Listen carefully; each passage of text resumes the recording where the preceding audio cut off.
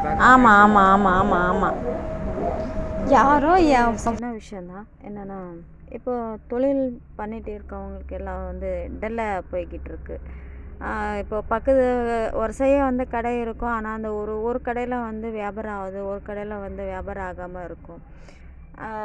நம்ம கடையில் மட்டும் வந்து சுத்தமாக வந்து வியாபாரம் இல்லை அப்படின்னு இருக்கும். அப்படி இருக்கும்போது நல்லா வியாபாரம் நடக்கணும், ஜன விஷயங்கள் ஆகணும் அப்படின்னா அதுக்கு ஒரு சின்ன வேலைங்க தான். அது நீங்கள் பண்ணிக்கிறதா கடையில் வந்து வச்சுக்கிற விஷயந்தான்.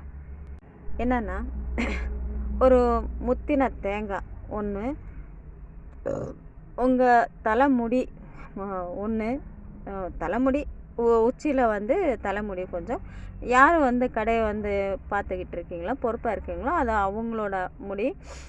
அப்புறம் வந்து சேவலோட கழுத்தில் தலையோட ரத்தம். அப்புறம் வந்து இந்த நவதானியம் உங்களோட வந்து இடது கால் வந்து பதையணும். பதைஞ்சிட்டு எடுத்து அந்த காலோட மண்ணை வந்து எடுக்கணும். அப்புறம் வந்து சந்தனம், மஞ்சள், குங்குமம், பூ, இந்த மாதிரி விஷயங்கள் வந்து நீங்கள் வச்சுக்கலாம். இது வந்து பொருளுங்க வந்து இவ்வளோ தான். எப்படி செய்யணுன்றது சொல்கிறேன். வளர்பறை வெள்ளிக்கிழமையாக இருக்கணும். வளர்பறையில் வெள்ளிக்கிழமை அன்றைக்கி வந்து இதை நீங்கள் செய்யலாம். இந்த முத்தின தேங்காய் இருக்குல்ல, அது ஒன்று எடுத்துக்கிறீங்க. எடுத்துகிட்டு அந்த முடிவை வந்து எடுத்துகிட்டு அந்த ஒரு 3 கண் இருக்கும் பார்த்திங்களா, அந்த 3 கண்ணில் வந்து ஒரு கண்ணை வந்து எடுத்துடணும்.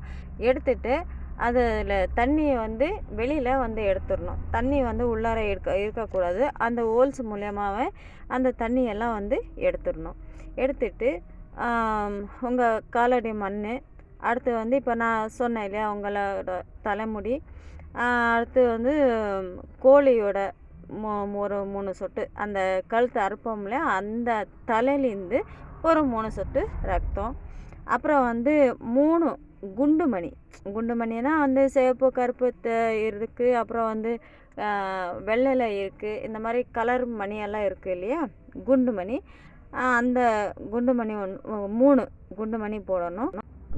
இந்த குண்டுமணியோட அதை போட்டு அப்புறம் வந்து நவதானியம் பாக்கெட்டு கேட்டாங்கன்னா கொடுப்பாங்க. அதில் வந்து எல்லா நவதானியம் கொஞ்சம் கொஞ்சமாக அதெல்லாம் போடணும். அதுக்கு அடுத்து வந்து இந்த பச்சை கற்பூரம் அதில் போடலாம். அதுக்கு அடுத்து வந்து இந்த கோழியோட ரத்தமும் அதிலே விட்டு மஞ்சளும் வந்து அதில் வச்சுட்டு நல்லா வந்து அமுக்கி நல்லா ஃபுல்லாக வந்து பேக் பண்ணிடணும். அந்த ஓட்டையை வந்து மூடி வச்சிடணும். சரியா? மூடிட்டு சந்தனம் வந்து இதில் பன்னீர் வாங்கிக்கணும். சந்தனம் பன்னீரும் வாங்கி அதை கொஞ்சம் நேரம் ஊற விட்டிங்கன்னா நீட்டாக இதாகிடும். நல்லா கரைஞ்சிட்டு அந்த தேங்காய் முழுவதும் வந்து கொஞ்சம் கூட கேப் விடாமல் நீட்டாக வந்து முழுவிட்டு அதை வந்து நல்லா பூசி விட்டுட்டு மஞ்சள், குங்குமம் இதெல்லாம் வந்து அலங்காரம் மாதிரி பண்ணி விட்டு வெள்ளை துணியில் வச்சு அந்த தேங்காய் வந்து வச்சு விட்டு கொஞ்சம் மல்லிகைப்பூ அதையும் கொஞ்சம் போட்டுக்கலாம். போட்டு பத்தி சாம்பிராணி எல்லாம் காட்டி விட்டு அது அப்படியே முடிச்சு போட்டு நீங்கள் கடையில் இருக்கீங்கன்னா அந்த கல்லாவில், அதாவது கடைக்கு வெளியிலேயோ 4 பேருக்கு தெரிகிற மாதிரி இதெல்லாம் வந்து பண்ணக்கூடாது. யாருக்கும் தெரியாமல் ஒரு ரகசியம்னு வச்சுக்கோங்களேன். இது அந்த மாதிரியே தான். ஒரு எந்த இடத்துல வேணாலும் வச்சுக்கலாம். இதுக்கு வந்து வேறு எதுவும் எந்த ஒரு மாதிரியான விஷயங்களும் ஒன்றும் தேவையில்லை. அதாவது யாராவது பார்க்கணும் வைக்கணும் அப்படின்னுலாம் இல்லை. யாரும் பார்க்கக்கூடாது.